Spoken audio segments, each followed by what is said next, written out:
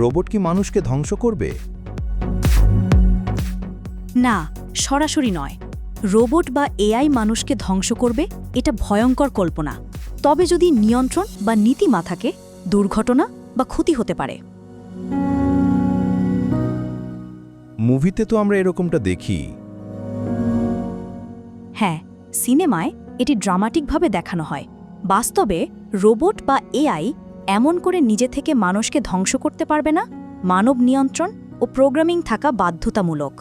কিন্তু তারা যদি সেই প্রোগ্রামকে ভেঙে সব ধ্বংস করে তা বলে?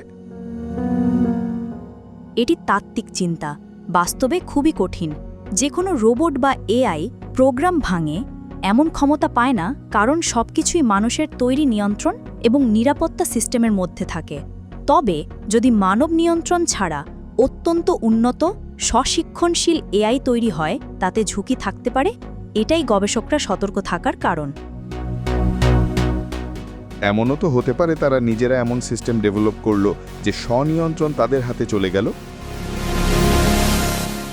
হতে পারে, কিন্তু বর্তমান প্রযুক্তিতে অসম্ভব। এমন স্বনিয়ন্ত্রণ সম্পূর্ণ এআই তৈরি করতে মানুষের চেয়েও অসাধারণ বুদ্ধিমত্তা এবং সম্পূর্ণ স্বাধীনতা লাগবে, যা এখনও কোনো রোবট বা এআই এর নেই। এখন নেই, হয়তো 10 বা 20 বছর পর হবে। হ্যাঁ, ভবিষ্যতে হতে পারে। তবে তখনও বিজ্ঞানীরা নিয়ন্ত্রণ, নিরাপত্তা ও নীতি নিয়ে সতর্ক থাকবেন। তাই এমন বিপর্যয় ঘটে যাওয়ার সম্ভাবনা কম, যতক্ষণ আমরা সচেতন থাকি। কিন্তু এখনই তো অনেক বিশ্লেষক এটা নিয়ে চিন্তিত। সত্যি, অনেক বিশ্লেষক ও বিজ্ঞানী এআই এর ভবিষ্যৎ ক্ষমতা এবং নিয়ন্ত্রণ নিয়ে উদ্বিগ্ন। তারা বলছেন দ্রুত উন্নতি ঘটছে, তাই আগে থেকে নীতি ও নিরাপত্তা ব্যবস্থা না নিলে ঝুঁকি বাড়তে পারে। শুধু উন্নত হওয়া নিয়ে তারা কথা বলছেন না, মানুষকে তারা ধ্বংস করতে পারে এটা নিয়েও তারা কথা বলছেন।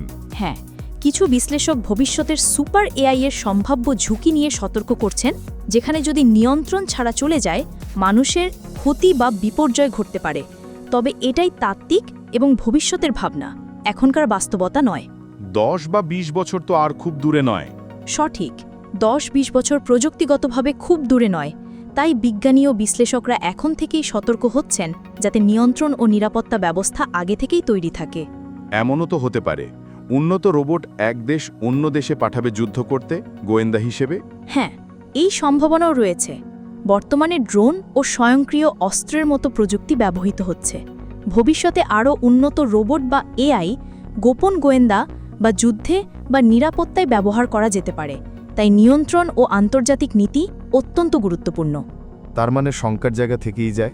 হ্যাঁ, শঙ্কা থাকা স্বাভাবিক। তাই বিজ্ঞানী, নীতি নির্ধারক ও আন্তর্জাতিক সংস্থা আগেভাগে সতর্কতা, নিয়ন্ত্রণ ও নীতি তৈরিতে মনোযোগ দিচ্ছে। আমার মনে হয় এআই মানুষকে ধ্বংস করবে।